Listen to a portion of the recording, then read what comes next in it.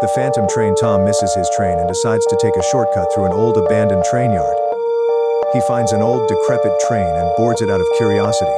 The train suddenly starts moving, and Tom finds himself in a nightmarish world where ghostly passengers stare at him with hollow eyes.